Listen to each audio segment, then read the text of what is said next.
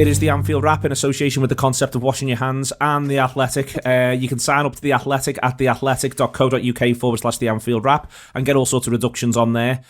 You can wash your hands by going and doing it right now. Hard soap is best because we've got a football league to win in front of our very eyes, and we are all equally responsible for doing this. We've all now got our role to play, which is to remain as disease-free as possible. Also, if you're a subscriber, I could do without you passing away. Moving ourselves along. In front of me, nice to feel valued, isn't it? In front of me, I've got Ian Ryan, Kev Walsh, and Phil Blundell. The whole weekend's been absolutely mad. It's been highs, it's been lows.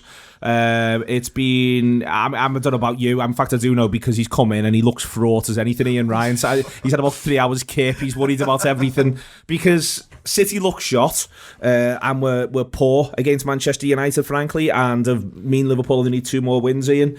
Goodison now looks absolutely huge no matter what happens between now and then because we want to do it as soon as possible because the corona hangs over us like no one's business. There's a meeting that's going on whilst we're recording this show. March the 21st is on. It'll be the best Saturday night of your life. Ian, it shouldn't feel like this. How are you feeling about the Reds about to become league champions? It's fucking awful. Sentences you never thought you'd hear. I'm fucking up nights. I mean, yeah, it's getting a little bit stressful because we were just chatting off air, and you know, you don't want to be greedy and kind of picky about these things, but it would be nice to see it. You know what I mean? I'd rather be in the stadium than outside, wondering what's going on. So I think, you know, I mean, they'll still have telecameras, surely, Ian. I mean, we're not going to have to all listen to smoke signals. Like, Neil, I've got a plan, you know. It's not going to be like hot air balloons. Hot air balloon. So above the ground. Yeah, they don't like drones within areas, you know. It's not a drone, mate, it's a hot air balloon. It's very... you're quite right. Yeah. And again, Phil, that's the sort of detail you're on today. Yeah, I look forward to that, Phil. I mean, you just think, after so long, it's been 30 years... For God's sake, only Liverpool Football Club could find themselves in a situation where you've had to wait this enormous amount of time and then all of a sudden this fucking hits you. And it's like, there's half a chance I won't be able to see it. So I'm totally on board with getting it done as soon as possible. I think there's been conversations around, well, it'd be nice to do it at home and, you know, with everyone there. And I'm totally on board with that because I think from my point of view, I was always thinking, well, the last time they won it, I was standing next to my half fella when they get that result against QPR, and it'd be great to have the same kind of thing. You know, 30 years on, you're still standing there next to your dad and you win the league. But because of current events, let's just get it fucking won. And if that has to be Goodison Park, then I'm bang into it. I mean, a man who's banging into the idea of winning the league at Goodison Park is Kev Walsh. I mean, Kev, you've been calling for it for... my whole life. I think your whole life, yeah. I mean, I'm very much one who's one for Anfield, but it might be that the last game we get to watch Liverpool play in the ground this season could well be at Goodison Park, and if it's got to be there, let it be there. Oh my God. If me and Phil just said that off air, imagine if the last game you can play at Goodison with fans there is the one where we win the league there. It's a long summer for the Blues. It's a long rest of the lives as far as I'm concerned because I'll never let them forget it. I swear that he's knocking taking out a daily advert in the Echo. He's knocking door to door like my mum's cola. Niche reference there for the listeners. Yeah, as long get it won at Goodison. I know everyone else wants to win at Anfield, and I can understand why, because if you haven't got a ticket for Goodison, it's a fucking nightmare. But there's a lot of people who haven't got tickets for Anfield as well. I've got a ticket for Goodison. So, and Anfield. Yeah, so and Anfield, so I'm pretty much easy. I'm also not that fussed out the coronavirus, because apparently I'm in an age group where it won't really affect me. So, fuck all you 70-year-old fellas as well. Kev, aren't you? Socialism's own Kev Walsh over here. Yeah. I've been in Asda this morning, bought all the fucking bog rollers. There's not a bit of detergent left. But yeah, Goodison for me. How are you feeling about it all, Phil? It was mad yesterday. I mean, when McTominay's goal went in, I don't want to, get carried away or be guilty of hyperbole here, but it reminds me of David Fairclough at San Etienne. It was quite something, to be honest with you. I mean, I take my home country roads. That's all I'm saying. It was absolute scenes. I haven't actually... You can watch the hot mic stuff back, can't you? Oh, can you? Yeah. I lose my shit. Really? I go with the screen. I have a run. I just go. I've got the headphones on. I'm like, fuck off. I was like that in my front room. Yeah. Very similar to that. It's the fact that's a third of the points we needed gone without us even playing. It's massive. I mean, there is a chance we do win it without playing again. I mean, it's not gonna. It's very unlikely to happen. I don't want it to happen. I'm saying it's very unlikely to happen, but it is possible. You can't just tell me to fuck off because it's possible. Phil, fuck off. It transpires Kev can't. I've known Kev long enough to know that Kev definitely can. But it's just very exciting, isn't it? And there obviously is this sort of thing in the back of your mind now that, like, could be a bit of a problem with the whole... They might shut grounds. There's nothing we can do about it if they do. I would like to think that they don't, and if they do, it comes in 3 weeks maybe, after we've actually... So this is. I'll come back to you on this, Phil, because this is now the time pressure, really, in that I do think it is going to happen. They've called for it to happen in Germany. It is happening in Italy. PSG Dortmund on Wednesdays behind closed doors now. You can make a really strong argument that it is the responsible thing for authorities to do. The last thing anyone wants is for there to be genuine loss of life. I mean, I joked about it at the start, but that's what we want. We want to minimise that as much as possible. And football is just football. And you do have to remember that as well. That said, it does add a real, like, if it's going to happen after the international break, then the extent to which I want to knock around at all the lads' houses and say, lads, you've got 2 games here. 2 games. If it needs 2 games, it's 2. If it's 1, it's 1. But we want to see you on that pitch when you do it. They themselves wouldn't want to win it behind closed doors, I think, Phil. You know, the way this football club's been built since Jürgen Klopp's come in, or even before that, you remember the 13-14 running under Brendan Rodgers. So much of what's gone so well has been when the crowd and the players have been as one. And you actually see that for the first half against Bournemouth. After they go 1-0 down, the crowd and players are as one. Not the second half, the atmosphere is not great again, but it's fine, the job's done.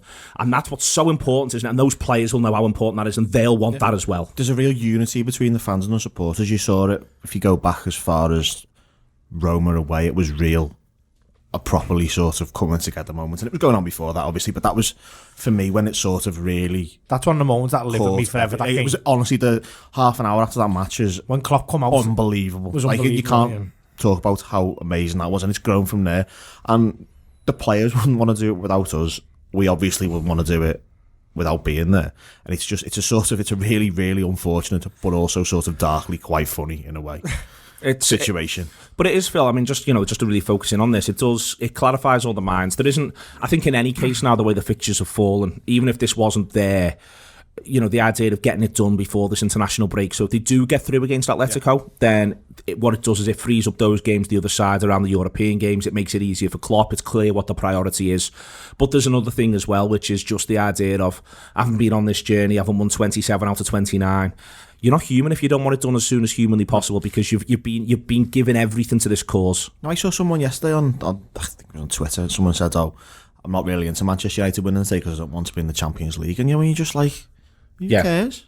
Why are you bothered about that? I couldn't care less which other 3 teams in the Champions League next season if Liverpool are walking around with the league title in April or March or whatever. I mean, the only other thing is, if we do win it against Palace, do they just go, right, we'll tell you what, you can have the, and we're still in the ground, for example, do they go, right, here's the trophy now, you can just have it now?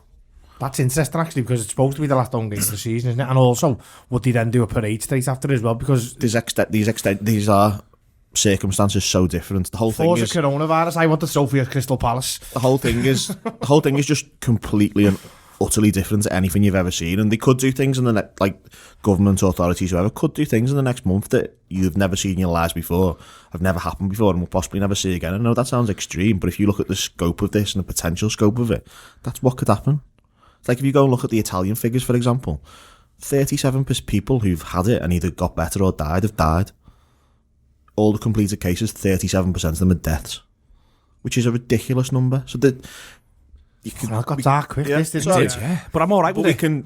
So we can say sort of whatever we want about, it only kills X% of people, but it's not going to be at that level, and it could cause us to do things and just have to accept that football is not quite as important as you think it is. And that's absolutely true, but there's got to be a really robust, sensible, thought-through plan here, because if they think people aren't going to suddenly congregate in town, then they're massively, or outside the ground, and they're massively mistaken. So, there's loads of other things going on as well, which are involving crowds. Some of them obviously far more important than football, but you just feel if they're going to get to that point, and that's the conclusion, then it needs to be very, very thought through. And there's also a huge knock-on effect on lower league sides. And I think that's because there's lots of lower league sides that do live week by week for gates. And if those gates suddenly disappear, I think it's like that. If you are going to do that, then there's got to be a governmental plan around literally, are we compensating these lower league sides for a period? Do we say that we just postpone League 1 and League 2 football until May as an idea, and then just knock it all back and say, because if by then the weather's changed, it's not quite as, the situation's different,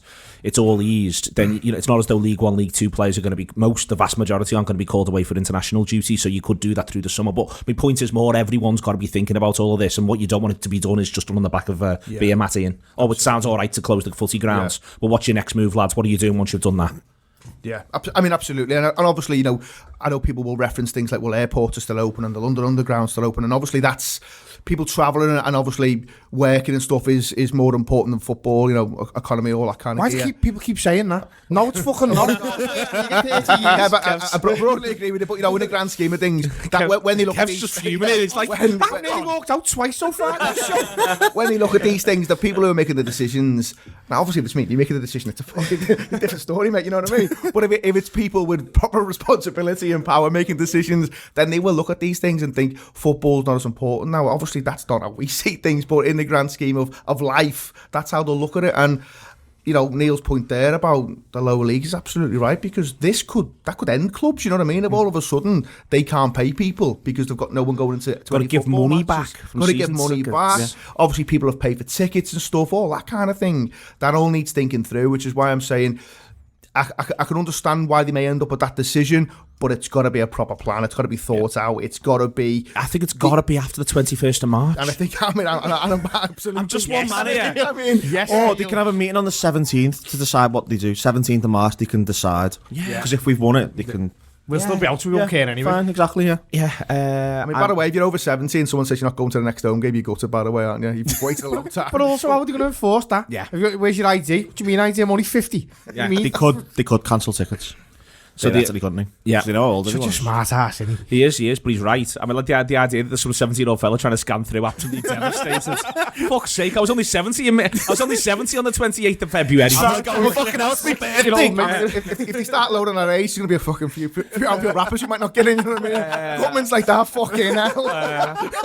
Like the idea that he's twitching. Liverpool versus Bournemouth felt like a significant first hour, arguably up to the Milner clearance, Kev. The game sort of goes dead after that until there's that last little flurry. It's really interesting, this Liverpool side all season.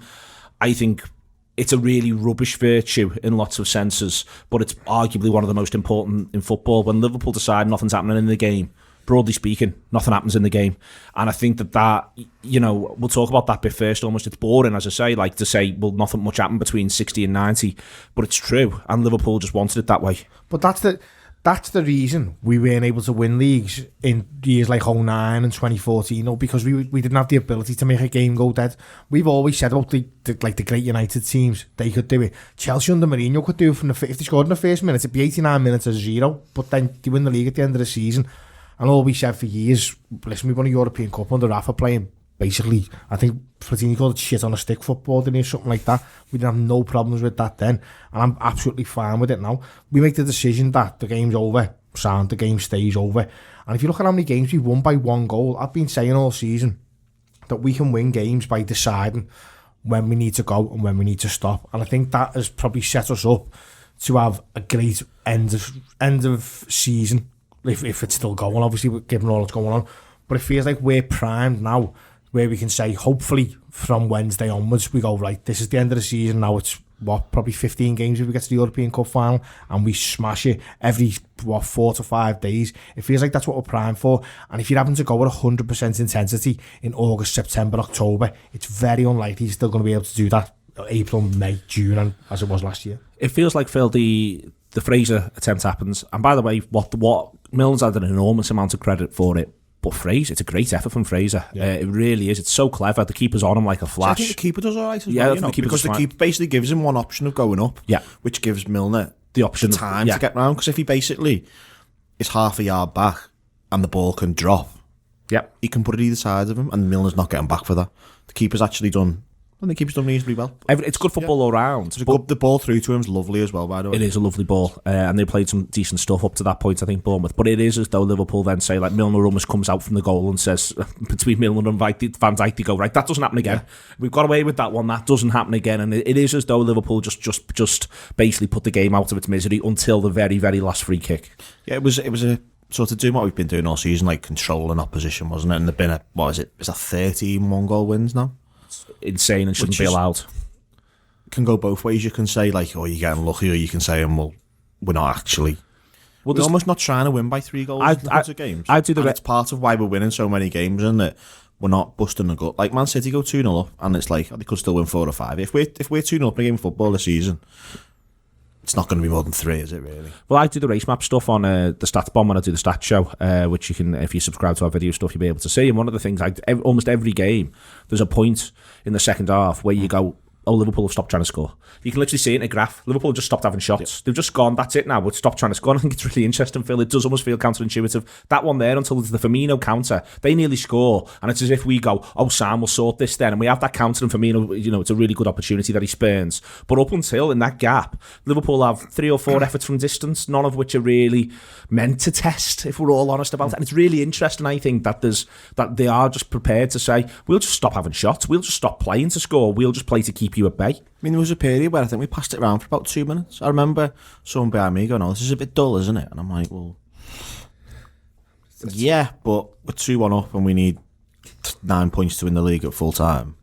What, is that really dull? You'd have taken dull in that Chelsea game in the 13-14, wouldn't you? When we ended up, obviously, to slip that, does it? But we were going hell for leather. This Liverpool team now would have said to Jose Mourinho, you stay in your half and we'll just stay in ours. It would have been like the Simpsons episode, we'd just pass it round the back of We'd have taken 0-0 that day. Exactly. This team would have taken 0-0 and gone, right, 2 wins from 2 games. 100%.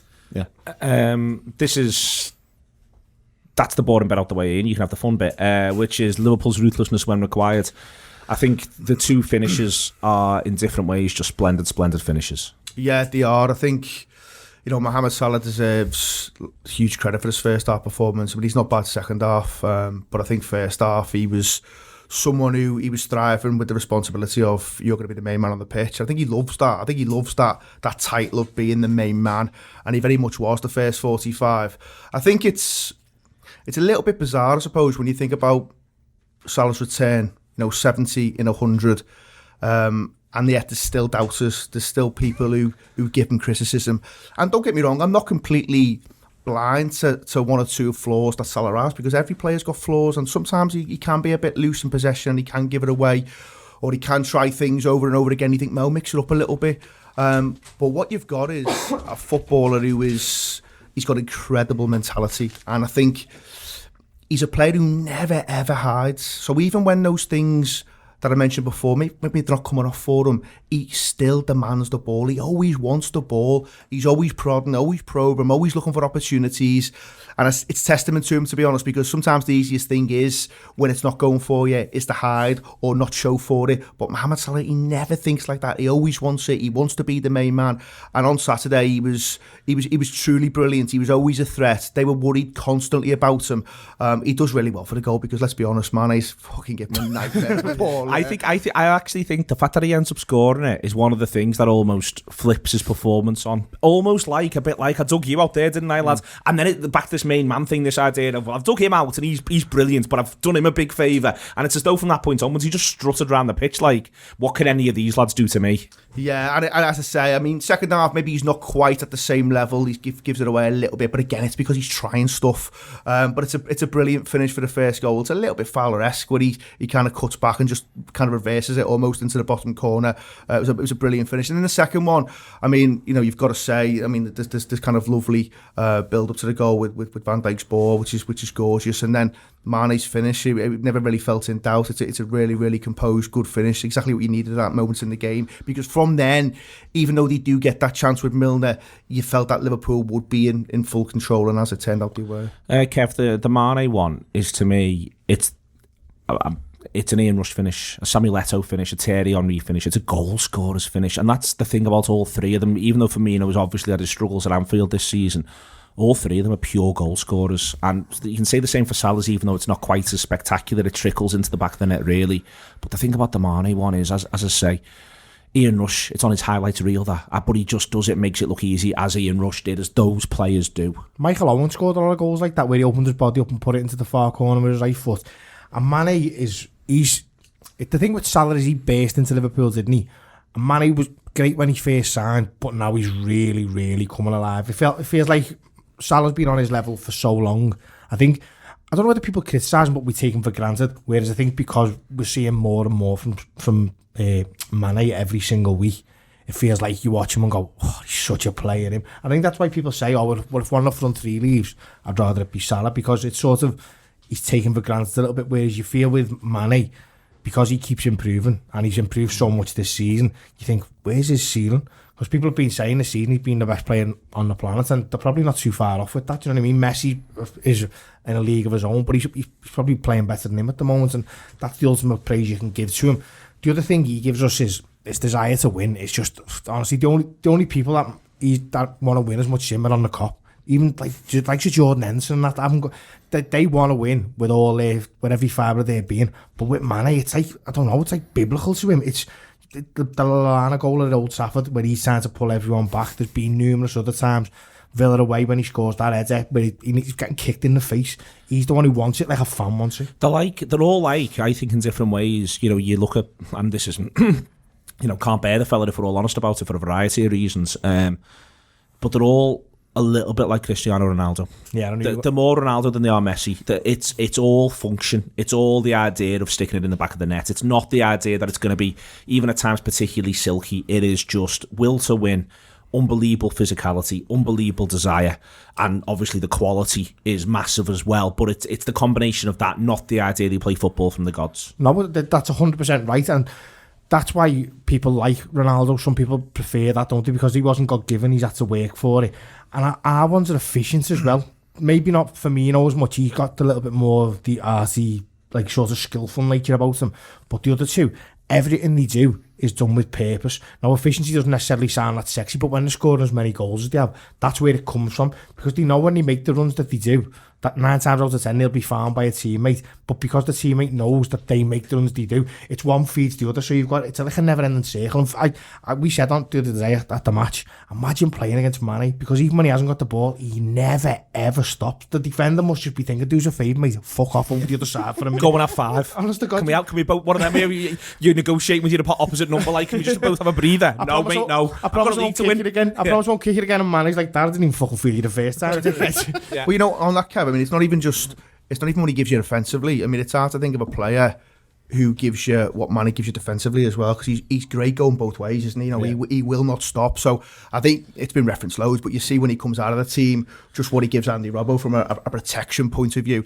That said, I think whilst we can all lavish praise on the front three, I think over the last few weeks you have seen the need to maybe freshen it up a little bit and have someone else come into the squad who's gonna compete with a Firmino, for instance, or a Salah or a Mane. And if they are in poor form, which, you know, that's not a criticism. People can have poor form. So players will fall out of form. So on my thing, Ian, to go back to you, which I said started with Phil, said about killing game, going 2-1 and saying see you later. I think part of that is if he had a fourth from the bench, and even if it wasn't it was one of the current three, let's say, you know, if he's able to say, well, this week I'm resting Mane, and then next week it's going to be Salah, and then suddenly that's what you do on 60. Every week that's what you do on 60. You do one off and one on 60. I think all of a sudden those 2-1s, you will be looking at 3-1s, not least because someone will come on and have the attitude of, I want to go here. And I do think that is the next sort of thing, is being able to change it on 65 in a way that freshens it, that brings on fresh impetus, and someone who just sort of says, give me the ball because I want to go with this today.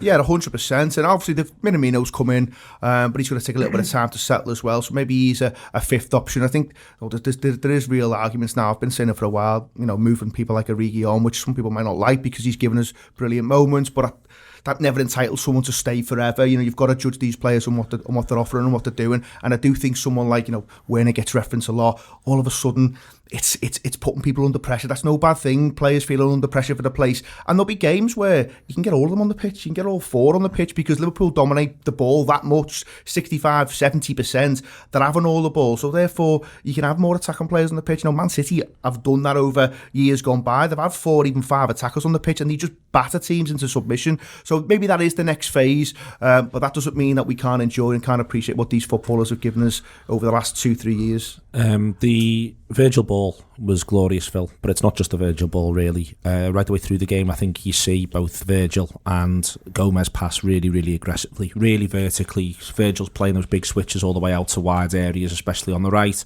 Gomez pinging it through midfield. The quality, though, of the Van Dijk pass for the Mane goal, it's the pace of it. You know, it is pure Michael Laudrup. He puts Mane in a position where he's only got to touch the ball 3 times, and the third one's the finish. It's exactly where he wants. Like, if you could pause everything and go to Mane, where do you want the ball here? he's put it exactly where he wants, and he's a centre back. Like, you know, you go back sort of 15 years, Jamie Carragher and Sammy Hubie were playing centre back for Liverpool. They were both fantastic defenders, but they're not doing that, are they? And we really did miss Gomez doing that kind of thing at Watford last week, I thought, where you get on the front foot, you can step out, you can win the ball, you can get the ball to the Liverpool player and turn a team around quickly. And that's almost when we're at our best, when we get a team sort of caught out of position, spring them, bang, goal.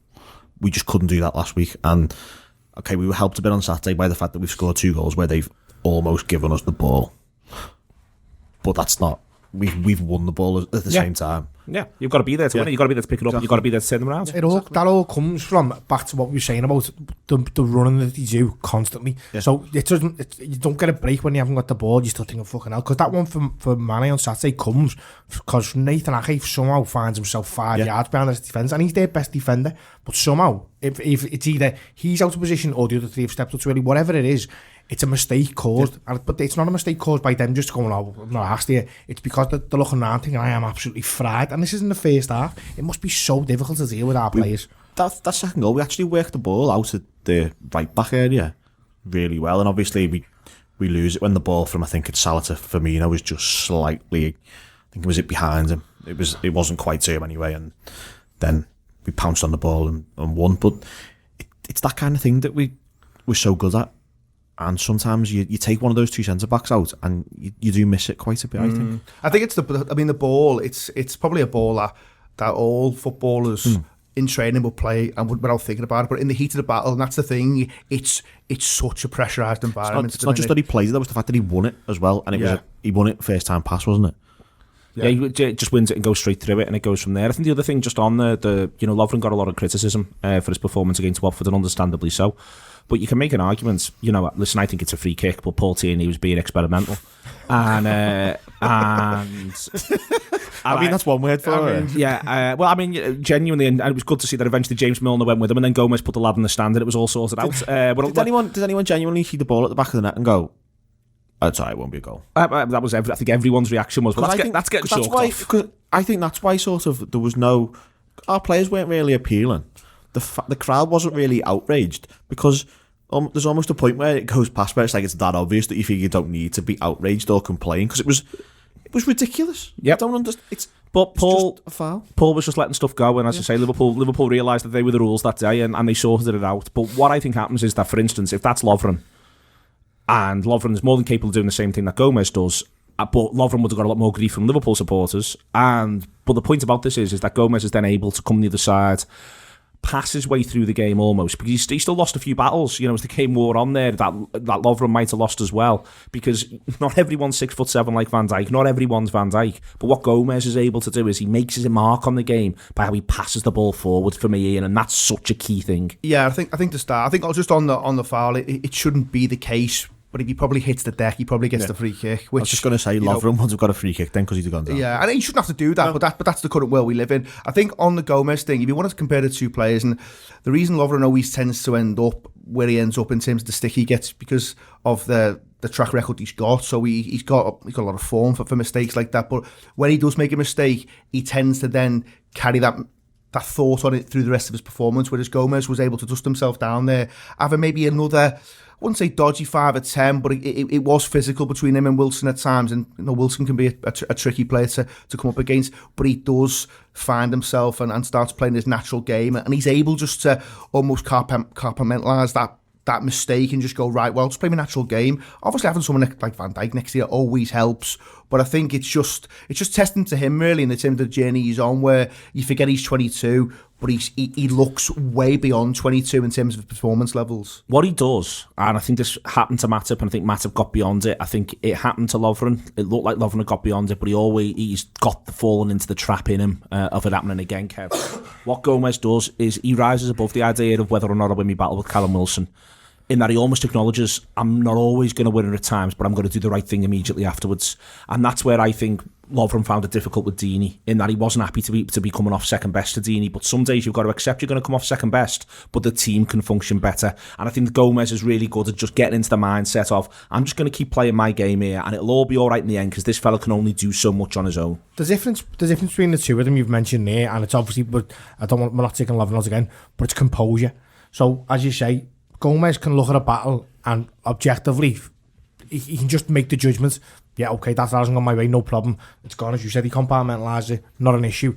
But he steps out and he's that confident in his own ability. He knows that everything else he does that day will be 90% right. Whereas Lovren last week, someone should have grabbed hold of him and just said, Troy Deeney's going to try and get you into a battle. It's obvious. And when he was doing it, and he was getting drawn in, it was up to one of the other players on the pitch to say to him, you need to drop back off this. And do you think it's different if Henderson or Milner are playing? Oh, yeah. Henderson would never have allowed that to happen. I've said this before about Henderson, but it's an old Souness thing where he would help any player out on the pitch who was struggling for 10 minutes, and Henderson would have just gone and helped him out with Deeney for a little bit and given him either a break from his own mind, but especially a break from Deeney, where he just said, listen, this is what he's trying to do to you. You've got yourself all hyped up. Just take a minute. I'll deal with him for now, and then do the right things. That's where Van Dijk, he's a fantastic footballer, and listen, he's the Netherlands captain, isn't he? So he's obviously a good captain as well. But that's where Henderson gives you something better than Van Dijk as a captain, and probably Milner would as well. Well, I think you saw with Milner at the weekend, Phil, you saw him, for instance, and it may not have come over if people weren't able to watch the whole game, or even if you were watching the whole game, it might have cut to a replay or something that was on the television, but he has a good 1.5 minute conversation with Paul Tierney, takes the opportunity to do so, takes the opportunity to go over there. He's then talking to a couple of others immediately afterwards, telling them a thing or two. It was really interesting, I thought he was about as active a captain as I've seen for a while. There was a real sense that Milner was getting them through the game. It was eventually, I was a bit, after that first goal win, I was a little bit annoyed that he wasn't as vocal as I think he could have been with the referee, because it went in and there was no right in his ear. There was no right in his ear going, how was that not a foul? Blah, blah. And I think even though there is a sort of thing where there is a VAR, whatever, I think sort of making a scene still possibly does make a difference. I think it definitely does. Because, I mean, you got to remember, if you're shouting at the referee and you're stood next to him in the VAR, I can hear what you're saying, because you got a microphone on. Yeah. And we just seemed to sort of allow it to happen, and I thought it was a bit weird, and I don't think Henderson would have let that happen the way Milner did. That's not. Do you know what I think happened there with Milner? I think because he sold himself, he should have. What happened with the goal is he should have let Fabinho take over from the lads who puts the ball wide, and because he sold himself, I think he's probably breaking himself in his own. He's in his own egg. That's quite possibly so. I mean, I thought it was. I don't know if you could hear it second half, because you're a bit further back than me, aren't you? But there was he was barking orders at one stage like no player I've actually ever heard from a left back position, where he was telling him to press, he was telling him to squeeze, he was telling him to chase, he was telling him to do everything, which you do wonder if at Watford last week that kind of thing just wasn't there. It's interesting. Something that we forget that Klopp cited it about 2-3 years ago, that they were quiet.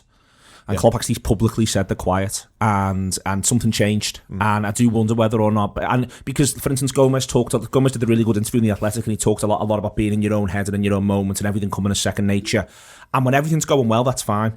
But it may well be that when everything's going well, that's fine. But suddenly, if things aren't going well, you maybe do need someone who grabs you out of your head a tiny little bit, or someone who is sort of saying, here we go, this is what we need from you, this is where we are now, this is the next 5 minutes, this is what you're doing.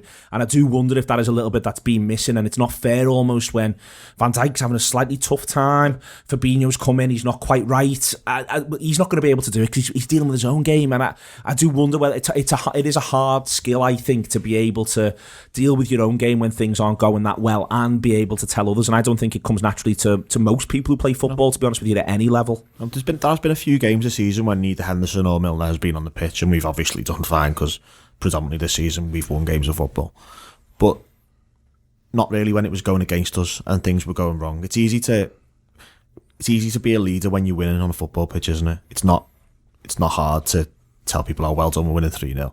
But when the things are going against you, it's a little bit more, and there's a thing where I think you have to get one of the two of them on the pitch on Wednesday. Two of them, I think. I agree with the two of them. But even when even if your own game's not going great, you still need to have that courage of your convictions to be able to still sell players. That's exactly the manager references it before West Ham when Milner's missing. I think he fails a fitness test late on. He says, we haven't got Henderson or Milner. He talked about it before the game. So for him, it's hugely important that one of those figures are on the pitch at one time. Yeah. And I think, we can all talk about how good Van Dijk is, and he's a brilliant player, and Kev referenced he's captain of Holland. That doesn't mean he wants to be captain of Liverpool. No. He's got a big job there looking after the back four, and that's enough for anyone. So sometimes... Certainly the way we play this back four, it's so dynamic. It takes so much managing. Absolutely. So I think people just assume, Van Dijk's, he'll be a good captain. He's a great player. Captain's Holland. He'll want to captain his Liverpool team. Well, maybe not. Maybe he's perfectly happy looking after his own game, looking after that back four, making sure they function as they should. As Neil said, there's a lot going on back there. They play a really, really kind of very ambitious kind of line. It's very, very aggressive and stuff. There's a lot going on, so maybe it suits Henderson or it suits Milner. Now I know Milner's doing it from left back at the weekend, but you do feel at times it is more helpful when it's someone in the middle of the park doing it. I'm not even sure it's quite as little as being the actual captain, though, is it? Virgil van Dijk's behaviour shouldn't change because he's got a captain's armband on. No players. Yeah, exactly. No players, and it's why I don't really get why people are absolutely fascinated by who the captain is. Like you put an armband on and they change as a character, they change as a player, they do this, that and the other. If it changes you as a player, that's not a good thing. That's actually a negative on your personality or your general all-round ability as a footballer. If putting a bit of cotton on your arm changes things, that's not a good thing. So you just need, they basically, Milner would be the same whether he's captain or not, Henderson would be the same whether he's captain or not. You just need to get them on the pitch and let them to do their thing in certain situations.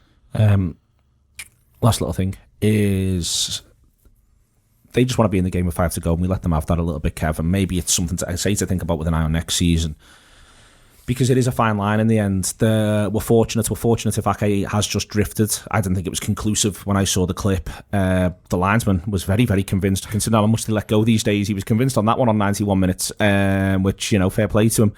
And in real time, I presumed Wilson was ahead of the ball, yeah, so and that's what. As well. I thought that's what the offside was. Because that was like, that one's obvious. Yeah. If he's ahead of the ball, that one's obvious. And then I watched it back and I went, oh fucking hell.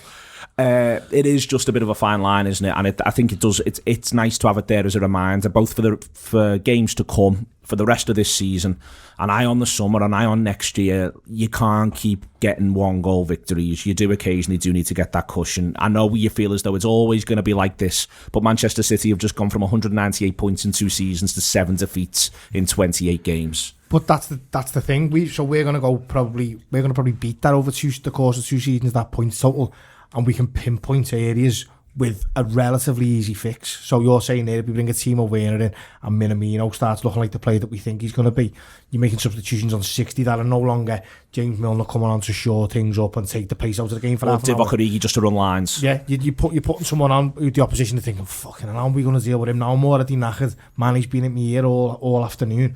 So you're going to go then, and the point you made about going from 2-1s to 3-1s and 4-1s then is probably right.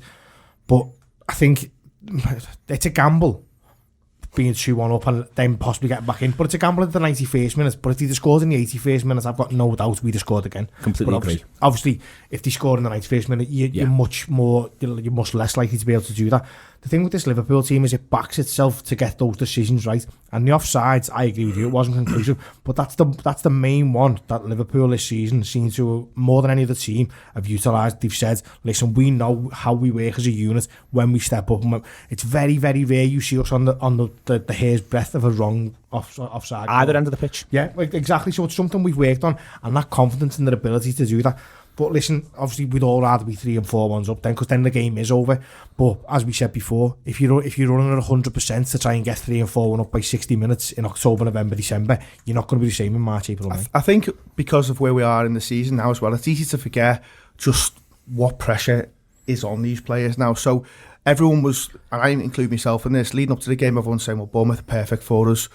And maybe they would be at a different time, but when you magnify the fact that you are about to go and almost win a league title, the pressure's, it's so big, and winning leagues isn't supposed to be easy. Liverpool are a little bit, they've fallen kind of victim to their own success, really, where at times they've made it look easy because they've built up such a huge lead, but it's not easy, and at times you are going to have little blips, or people are going to make mistakes. And I referenced the game before where Liverpool win the last league title against QPR. They go behind that day as well. They only need 4 points from 3 games, and they go behind in a game where they can win the league. So this is huge, and I think sometimes it's easy just to dismiss it and think, well, they're great, they've been great all season, they'll continue to be great.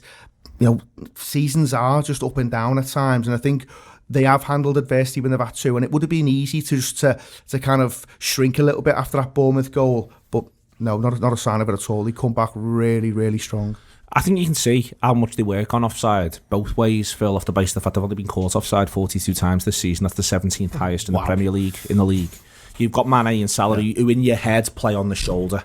Origi plays on the shoulder. It was interesting, I think the last time I can remember one of ours being caught offside, it was a fullback. In my own mind, maybe I'm wrong, but the idea that the fullbacks are pushed that far up, maybe it was Milner. Yeah. Milner was offside, yeah. And to only be caught offside 42 times when you play the way we play, you have as much of the ball as we have. Only Wolves, Man United and Norwich have been caught offside fewer. And you do sort of think to yourself that it's something that they must be working on so intensively to have that awareness as to exactly where the line is at all times. I think you've seen it for a couple of years now that they've been almost thinking that they're going to be bold on defending set pieces, for example. I remember there was one at Old Trafford last season where Matip actually puts the ball in his own net and they end up... It was disallowed for offside, but it was a very bold line, and we've done more of that this season. And they get punished at West Ham last season with the kited error. That was a foul, I mean, Kev will argue with this far on, a fair play to him, and it nearly knocked me out, to be honest. But it is. They have been bold, but I think the ball with it in both areas of the pitch, and the number of times you'll see it, and I think it's because they back the pace, you'll see Mane and Salah hold the run almost like, at times I almost feel a little bit too long, but it's like we're not even going to allow the idea some fella can draw some lines here, and it can be, I was leaning forward. It's almost like there's two ways teams try and play. They'll try and play a deep line and make it basically impossible for us to be offside anyway, or there'll be a high one that means there's that much space to be played into. To be Sadio Mane and Mo Salah into. Yeah. And teams almost don't know what to do. But I mean, there was one we defended second half on Saturday when I genuinely think there were 5 men offside from a set piece. Yeah, which shows you that it's an understanding and a trust in each other. There's only one person who needs to go, don't fancy this, and the whole thing falls to pieces. Yeah, and it must take so long on a training ground to actually come up with that level of discipline and trust and organisation that it tells you that every sort of single detail that we could possibly eke 1% from, this manager and these coaches, they're doing exactly that. All right then, Manchester City drop points again. I said before, Ian, 198 points to 7 defeats in a season. I think this is one of the reasons why it's important to enjoy yourself. This can happen to anyone at any stage of proceedings. I don't think you'd see something quite as stark from Liverpool next season. That's not what I'm saying. But what I am saying is that this is a fantastic time to be a Liverpool supporter. It couldn't be going any better. There is a significant gulf between this Liverpool side and every other team in the country. Just to put that into perspective now, for Manchester City to catch Liverpool next season, you're looking at them probably needing a 26, 27, 28 point swing. That's before you get to Leicester, before you get to Chelsea, before you get to Manchester United. These teams don't just need to improve to catch Liverpool. They need Liverpool to dip markedly, and they need to come on absolute leaps and bounds. Yeah, they do. And I think with City, you've seen a team where, we speak a lot about mentality, and I think it was always going to be difficult for them to go again. That was always my thought, really. If I thought we were going to pip them, we'd have to be almost perfect at times. But you are thinking, have they got the desire just to keep doing this and keep going again? We know they've wanted the Champions League, certainly from a player's point of view, for a long time. The manager wanted as well. So I think I always felt there could be a little bit of a drop-off with City. I'm not suggesting I would have seen 7 defeats, because that does feel more than they should have. I think, Guardiola's, it got mentioned yesterday after the game, and Neville talked about them maybe not being aggressive enough this summer with transfers, and it's come home to roost a little bit, because obviously they've lost company, and whilst he doesn't play all the games, he was that voice. We talk about Milner, we talk about Henderson, he was their version in terms of keeping them honest. They've now got defenders in there who just quite frankly aren't fit for purpose, and they're not operating, or they're certainly not at City's required level. You'd argue they're probably not even bottom half of the Premier League level at times. Have you ever heard Fernandinho speak? I don't think I have. The thing with Fernandinho, Fernandinho's a very good player, he's a very good midfielder, and he's done more than well at times at centre half. But at the age he is, you're asking him to go every single week, and that's difficult for a player with, let's be honest, his best years are behind him. He's not got quite quite got the legs. He's not very tall either. He's though, not that is he? So tall. it's He's not not like 5'9", 5'10", so he's physically not that dominating. He weakens them in two places as well if he plays at centre half, because he's not as good a centre half as he should be, and you lose him out to midfield. So what their problem is that they've gambled on being able to making it a shootout again, and Liverpool haven't. Liverpool have just said, "But listen, we're not dropping to half points. We're just going to keep going and do as much as we need to." Whereas City have just gambled on this glorious attacking football, and it's boss when it works. But if you can get them to half an hour and 40 minutes at 0-0, you can see the heads going, fucking hell, we've had a few where it goes the wrong way for us. This, and when they're relying on John Stones, that's fucking mental for the money that they've spent. But again, they probably could have blew us out the water for Virgil van Dijk. I know Van Dijk obviously wanted to come to Liverpool, but then they've let Koulibaly stay at Napoli for another year. They sign him now, he's going to be 29, 30. FFP issues all over the show with that. Their issues are all their own do. They've been a bit unfortunate with Laporte, in fairness, because he is brilliant. But you Can't can't. He's not playing. But you I agree can't with just say, that, can you? but- You can't just say, well, Oh, no, you lose one player and the completely. whole house of cards just falls to bits. You know, you've got to be able to cope with an injury, and it gets referenced loads. That City have had all these injuries. Well, Liverpool have had injuries as well. Liverpool's they've lost a goalkeeper, they've lost a captain at times. Mane's not been always been there. You know, so you can't just say it's been Laporte. And I know that's the conversation in the wider media. Well, he's been the big loss. Of course, he's a loss. He's a good player, but the manager knew that. But he knew he was losing company. He knew if they had an injury there to Laporte, it can happen, that he was going to be forced to play John Stones and Otamendi. You only have to look at Zinchenko yesterday, for example. He was terrible. He was getting legged everywhere yesterday, Zinchenko. He has a great big. There's the old Bob Paisley / sort of boot room thing of find the dummy. He had a great big exclamation mark above his head, Zinchenko all game. It was like United, you know, and this is Just a big arrow pointing down. Yeah, just basically going this fella here. Yeah. Just do this fella here at every opportunity. And I thought it's absolutely crackers. Daniel And James also just kept running on him. he's into his third season at Manchester City playing left back for time Zinchenko, and you're a bit like you've invested some money in full backs, lads, and it's mad that this fella's the one who's still playing, because he's you know, it might suit him when you're at home to Bournemouth and he's going to get on the ball a million times and pick passes out because he's a good player. He's not a good player, but he still doesn't look like a left back to me, where you need when your arse is against the wall. One thing I think Manchester City have not done very well, actually, is buy players. If you go back, they're not good at buying players whatsoever. You telling me that 55 million quid on Kyle Walker's good? It's not, is it? 50 million quid on Mendy, that's not good either. 60 million on Cancelo, that's not good either. They're not good players, but surely, if you can basically have the pick of almost anyone you want, how are you not able to sign someone I think half the cost who's as good? I think Cancelo is one of those. I think there's a little thing. To be fair to whoever's buying players for City, I wouldn't surprise me if whoever's buying players for City does not feel like Guardiola's hard to buy for at times. Because the way he uses Cancelo just wants to be on the overlap. Cancelo wants to be Trent Alexander-Arnold. You know, he wants to, or even a more old school. He almost wants to be Nico Williams, a more old school style. I'm a right back. I'll get to the byline and I'll make something happen for you, and I can cut inside, and I'm a good player, but I'll do it there. The Guardiola thing of getting the lads who play at full back to come and sit in and play as dual number sixes, I think has got Cancelo going, I don't understand what this fella wants me to do. I've got a massive turn of pace. I love getting round the outside. This is what, number of times you see him half make that run, and you're a bit like, why have you bought this? Exactly. It's a waste of a football. Exactly. But that's almost what I'm saying. Like, if that's true, and they know that Guardiola wants to do that, why are they spending 60 million quid but on also, I mean, the final thing on City, I mean, we spoke about Salah before and some of the criticism that he gets. Imagine if Salah was on the run that Sterling's on, because Sterling's offered nothing since the turn of the year, and I think Sterling's a brilliant player, by the way, and he's a player who, you'd still have him around Liverpool because he's that good on us there, and he's been brilliant for a number of years under Guardiola, but his drop off since January has been phenomenal, to be honest. And I think, if you look at someone like Bernardo Silva, who was so influential the year they win the league when they're up against us, his performance levels are nowhere near where they are. He was everything to them, Bernardo Silva, going both ways. He was brilliant, tenacious, getting goals for them, winning penalties at times when it was really important. He's not been that player this year. And obviously the De Bruyne thing is a big blow for him when he's not been there. But like I said, all teams have got to cope with that. Yeah, he wasn't De there Bruyne last basically didn't play last season. One thing I will say about Man City is they're about at the bottom of their level, I think. Oh, yeah, definitely. I don't think they can physically get worse than what they are now. No, I mean, they're not going to... Which is a bit of a... Let's hope not, because if they lose the next two, it fucking kills our league celebration, on it. There's also, the idea that, for instance, they could end the season having lost 9, and they're not losing 9 next season. Let's be absolutely clear about that. We can't rely on that, but we're great. Liverpool versus Atletico Madrid, he's rested both full backs across the last couple of games, Kev, which to me tells you that everything you need to know about how health or level Liverpool are going to go.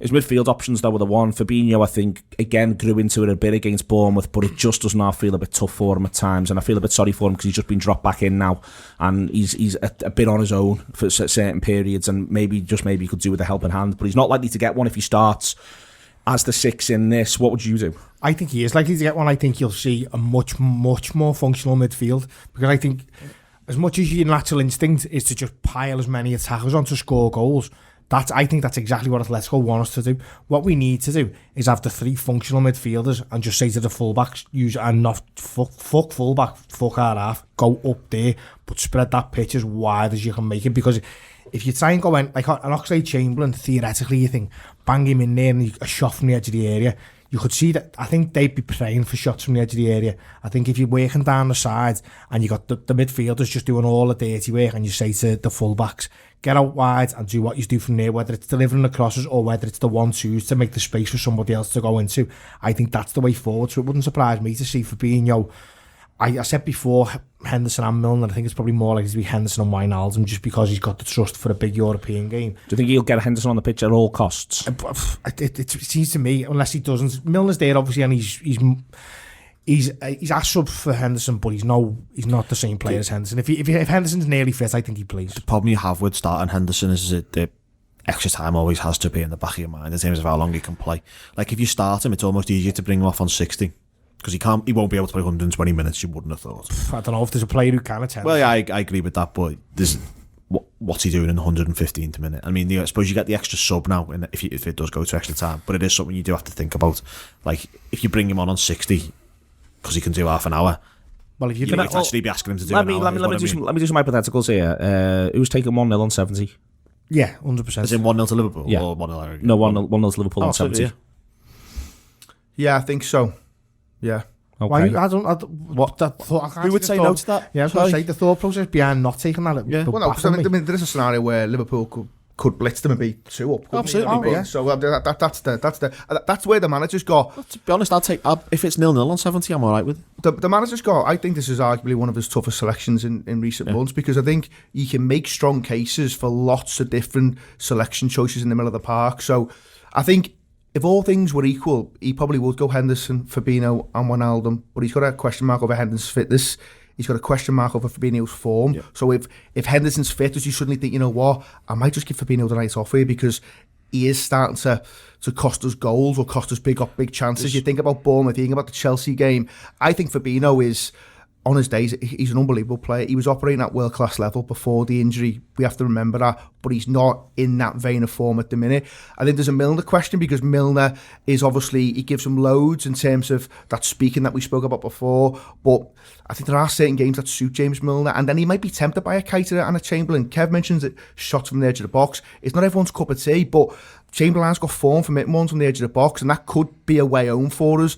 And then there's Keita, who, the one is there, you know, Atletico don't want players running deep from midfield at them. That's not what they want. Want players who are going to create a couple of yards of space. Absolutely, but then what you've got with Keita, and what the manager's got to think about is Chamberlain and Keita can both be loose with the ball. Yeah, Keita is Atletico Madrid's dream. And that's a worry. No sense. Yeah, Keita's their dream. I'm not sure. Listen, he's a very good player, and if he played at his best, absolutely fine. I think Simeone would bite your hand off if you offered him playing in the middle of that park. I think one of your things is, if you pick Keita and you pick Henderson, I think, as Phil saying, that's 2 subs on 60 minutes. You're already thinking about the subs. That feels risky. And I think that this is what's really interesting for him. I think you can make the same argument around the idea possibly of starting Milner in the middle of the park. You'd feel as though you might want to do Milner on 70. Well, Milner for Henderson, and then Milner's on for penalties, possibly. This is why I'm absolutely convinced that Wijnaldum starts. Wijnaldum definitely starts. But there's also you could start Henderson and Milner, and then you've got a situation where on 60, Fabinho can come on. And if you're 2-0 up,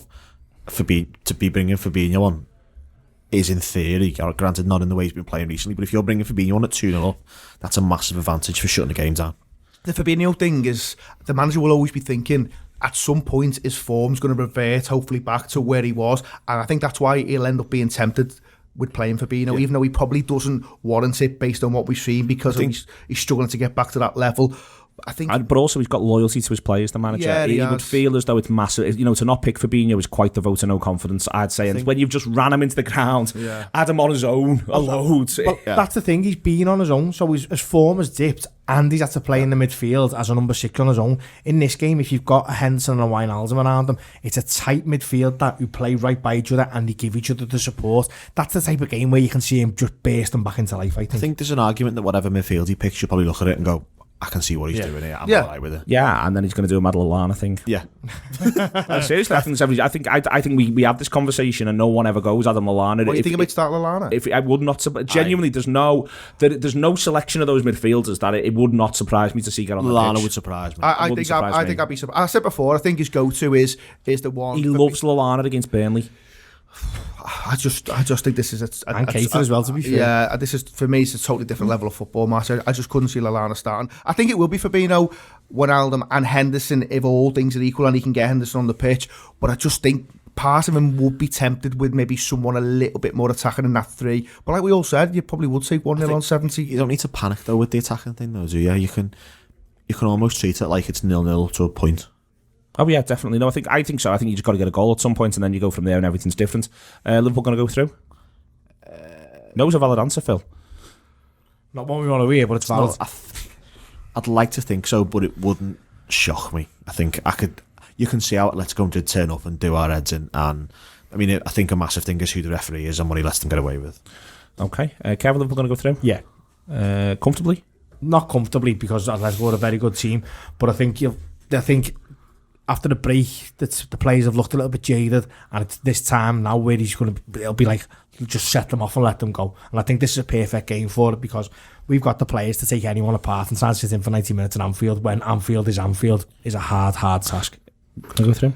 I think we might just. I think it's going to be really tight. I think it's important to remember, as good as Atletico are at home, they're not particularly great travellers. Certainly recent times in the Champions League, they've been on the end of some hardens. Last year they beat Juventus 2-0. Yeah, absolutely. So, and I think, Anfield is that underlying factor really, and you can think you're prepared for it, but then 5 minutes before you enter the pitch, it suddenly hits you, that noise, and you're not prepared for it. And it can do wonderful, brilliant, unbelievable things to footballers who think they can handle situations, and then guess what? You can't. It's all about the 10 minutes after Liverpool score. That's as far as I'm concerned. What happens in the 10 minutes after Liverpool score? You think you can keep your heads, that's absolutely fine, but what happens in the 10 minutes after Liverpool go 1-0 up is the real test. Against Barcelona, it was what happens in the 10 minutes after they go 2. And that was where you saw Barcelona just sort of crumble. Like, is this for real? Is this really happening to us? What happens after Liverpool go 1-0 up? But Simeone will try and have them prepared, I'm sure. Listen, it's been the Anfield Wrap this week. It's covered a lot of ground. Public health and everything. Not messing about. This is indeed public service broadcasting, albeit with a lot more people saying the F word than it normally is the case for public service broadcasting. It's been a pleasure, Kev Walsh, Phil Blundell and Ian Ryan. We'll be back with more of this sort of stuff on Monday, weekends and on Friday, looking back to Atletico. You can subscribe. You should know how to do that by now. It appears that the internet is mostly working in our favour. It's just a shame the germs aren't. Subscribe to The Athletic, theathletic.co.uk/The Anfield Wrap, whatever you do, and enjoy Wednesday night, because what else are we all in it for?